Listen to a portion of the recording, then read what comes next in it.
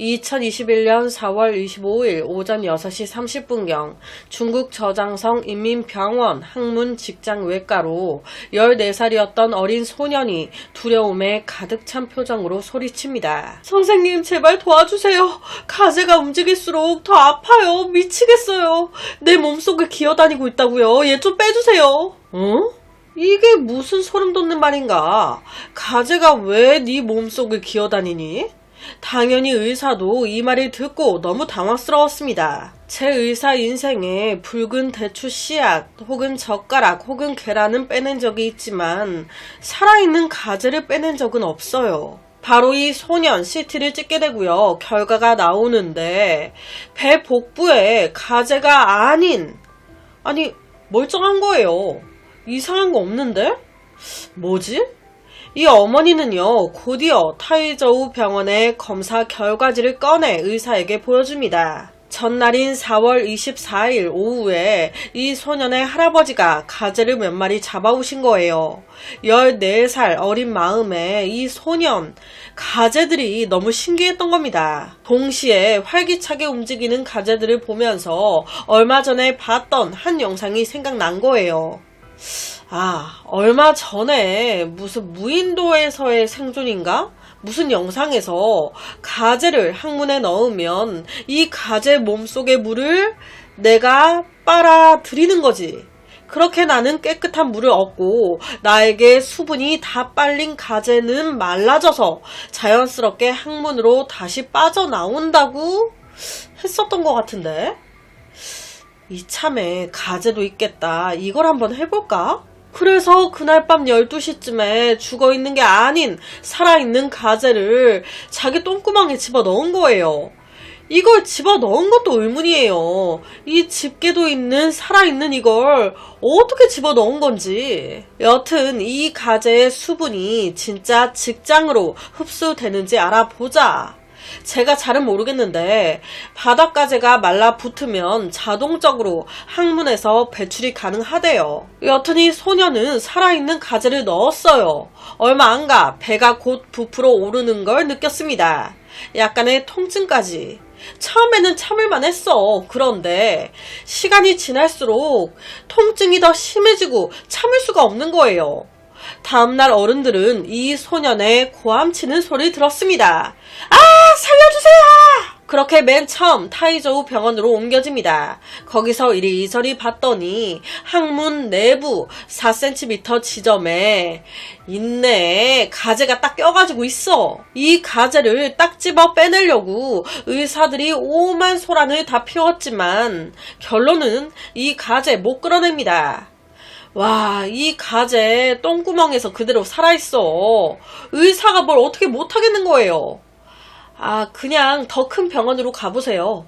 그렇게 온 곳이 맨 처음 언급했던 중국 저장성 인민병원 항문 직장 외과였던 거예요. 6시간 동안 가재는요, 항문 입구에서 약 10cm 떨어져 있는 직장의 중간과 윗부분으로까지 기어 들어갑니다. 그러면 이 직장이 어떻게 됐겠어요? 다 상처나고 쏘이고 피나고 헐고. 의사는요, 대장 내시경을 통해 목표물 위치를 확인, 길고 가는 옆에 철사 올가미를 가지고 옵니다.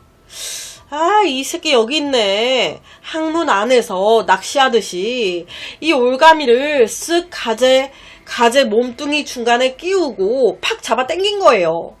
결국 가재는 상하가 분리돼 그 자리에서 죽었습니다. 이런 기가 막힌 사건은 이것뿐만이 아니에요. 2019년 12월 20일 중국 둥간시의 한 병원의 항문 직장과에 60대 남성이 찾아와요. 그 남성은요, 한 손으로 뒷짐을 딱 쥐고 엄청 고통스러운 표정으로 앉아있으라 해도 절대 앉지도 않고요. 그냥 계속 앉을 수도 없고 방구도 못 끼겠고 똥도 못 싸겠다 라는 이런 말만. 이 말에 의사와 간호사 되물었습니다. 왜 변이 안 나오고 방구도 못 껴요? 뭐가 들어간 거예요? 항문으로 뭘 넣으셨어요? 이에 대해서 이 남자는요, 아무 말을 못합니다. 그냥 계속 의사 선생님 도와주실 수 있으신가요? 이 말만. 바로 의사는요, 심상치 않음을 판단, CT와 엑스레이 찍어보죠. 봤더니, 와, 이 남자 뱃속에 이거 뭐냐? 이 남자 직장에 긴 병이, 실제 복부를 살살 만져봤을 때 이 병의 일부분이 만져졌었대요. 도대체 이게 무슨 상황이야? 이 남성 말로는 이렇습니다. 똥구멍이 앵간치 간지러워야지. 참을 수 없을 정도로 똥구멍이 간지러운데 아주 미치겠더라니까. 그래서 병을 하나 샀대요. 얘를 써가지고 어떻게 좀 시원하게 긁어보려다가 실수로 쑥 들어갔다는 겁니다. 솔직히 저는요, 이 말이 좀 이해가 안 돼요. 똥구멍이 근지러운데 왜 병을 삽니까? 제 개인적인 생각은 약간 성적인 것 때문에 산 것 같은데 민망하니까 이런 거짓말을 한 거 아닌가 싶더라고요. 그런데 기사에는 딱 간지러워서 샀다는 식으로만 나와 있어서 뭐 이렇게 저도 가지고 오긴 했는데, 여튼 자기 말로는 실수로 병이 들어갔다는 거예요. 의사들은 이 병을 꺼내는데 굉장히 조심스러웠습니다. 왜냐, 잘못 건드려 몸 안에서 병이 깨져버리면 이거는 더 일이 커지니까. 결론은 성공적으로 제거해요. 그의 배에서 나온 병의 사이즈는 무려 길이 18cm, 지름 5cm였습니다. 황당한 사건은 또 있어요. 43세의 중국 산둥성에 사는 한 남자가 아내 몰래 친구 생일 파티에 간 거예요. 거기서 이제 술 진탕 먹고 재미있게 놀았는데 이상하게 그 다음날부터 대변을 누울 때 너무 아파. 이게 약간 타들어가는 느낌이랄까요? 곧이어 약간 항문 쪽에서 분비물까지 나오기 시작합니다. 나중엔 항문과 고환 사이에 그 연결 부위가 막 간지러워. 악취가 점점 심해지고 긁을수록 더 가려워지는 거예요. 덩달아 더 건조해지면서 긁으면 비듬처럼 막 살점이 막 떨어져 나가. 이런 상황에 그는 두려움을 느꼈습니다. 아, 이거 어떻게 해야 되지? 병원에 가기 무서운데? 약을 사고 싶긴 한데 이거 뭐 약국 가서 뭐라고 얘기해야 돼? 여러 가지로 깝깝한 거예요. 내 선에서 내가 알아서 해결하고 싶어. 그 순간 기가 막힌 생각이 하나 떠오릅니다. 아, 그게 있었지. 바로 밖에 나가 이걸 사오는데 그건 다름 아닌 제초제. 제초제? 자기 딴을 생각한 거예요. 잎에 제초제를 뿌리면 얼마 안 가 잎이 떨어지고 새로운 잎이 자라요. 그러니까 내 소중이도 똑같지 않을까. 제초제를 내 밑에 여기에 뿌리면 썩은 감염된 피부가 떨어져 나가고 새로운 피부가 나오지 않을까. 이게 무슨 말도 안 되는 생각인 건지. 웃긴 건 이때 이 남자 이 생각을 하면서 와, 나 천재인가? 되게 자랑스러워했다는 거예요. 제초제를 사자마자 화장실로 갑니다. 간단하게 희석한 후에 수건으로 항문 쪽과 고환 쪽을 막 문질러요. 이게 위치가 이렇게 딱 내려봐서 바로 보이는 곳이 아니잖아요. 고환과 항문 쪽, 신체의 뒤편 쪽이라 이거 뭐 눈에 보이는 것도 아니고 그렇다고 누가 발라주는 것도 아니고 혼자 대충 감으로 막 문지르는 거예요. 당연히 희석했다 해도 제초제인데 그걸 이미 심하게 긁고 그래서 상처 투성인 항문과 그쪽에 막 비비니 말해 뭐예요. 엄청 따갑죠. 하지만 이런 따가움, 이거는 뭐 점점 나아지고 있는 것이다. 소독되고 있는 것이다. 오히려 내가 더 자주 제초제를 발라주면 더 빨리 낫지 않을까? 그래서 그는요, 하루에 3번 각 10분씩 이 짓을 합니다. 얼마나 근면한지 하루도 빼놓지 않아요. 그러니 남자의 밑이 멀쩡하겠습니까? 며칠 후 고환이 빨갛게 부어오르면서 더 아파.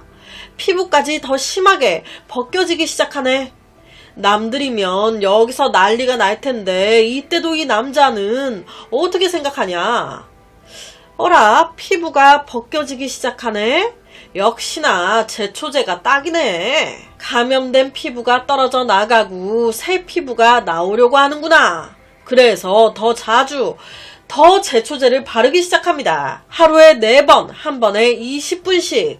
이걸로도 만족이 안 돼. 아예 그냥 밑에를 그냥 제초제에 담가놔요. 접촉 시간을 늘리려 제초제를 묻힌 기저귀까지 차고 다닙니다. 아니 이거는 이 신체 밑에 입장에서 내 몸 주인이 이거는 날 고문시키는 거지 멀쩡하겠냐고요. 당연히 하체 전체가 약해지기 시작하고요. 가슴이 답답해지는 통증을 느끼기 시작합니다. 점점 걷는 것 자체가 힘들어. 하지만 이때도 여전히 그는 이 치료가 효과가 있다고 생각합니다. 언제까지? 일주일 후까지. 7일 후 참을 수 없는 고통 플러스 호흡 곤란 증상까지 나온 거예요. 그때서야 병원을 간 겁니다. 숨을 못 쉬겠으니까. 이때 병원은요, 경고해요. 제초제 그거 멈추세요. 하지 마요. 이때 의사는요, 그가 무슨 제초제를 사용했는지 묻지 않았어요. 집에 돌아온 후에 그는 침대에서만 누워 요양합니다. 자고 일어나면 숨이 막힐 정도로 아파. 밑이 두근거릴 정도로 쿵쾅쿵쾅 뛰는 것 같아. 아파, 애려.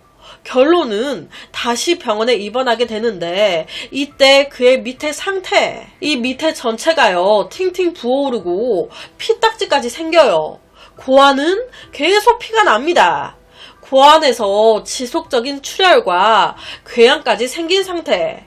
팩트는 이 고환의 일부가 이미 괴사한 상태였대요. 그가 사용한 제초제는 다름 아닌 파라콰트라는 제초제였습니다. 우리나라에서 이거 사용이 전면 금지됐어요. 안 좋으니까. 그런데 그걸 막 소중히의 항문에 갖다 바르고 있었으니 이미 1리터 이상 바르고 뿌렸어요. 엄청난 양이 이미 체내에 스며들었습니다. 그는요 얼마 안가 광범위한 폐 섬유증을 앓기 시작합니다. 여기서 폐 섬유증은 폐가 딱딱하게 굳어지는 질환이에요. 결론은 전신의 많은 장기가 약해져 심각한 심장 부정맥으로 사망했대요. 사실 파라콰트를 마시고 뿌린다고 해서 반드시 죽는 것은 아닙니다. 완전히 치료 불가능하거나 돌이킬 수 없는 것도 아니에요.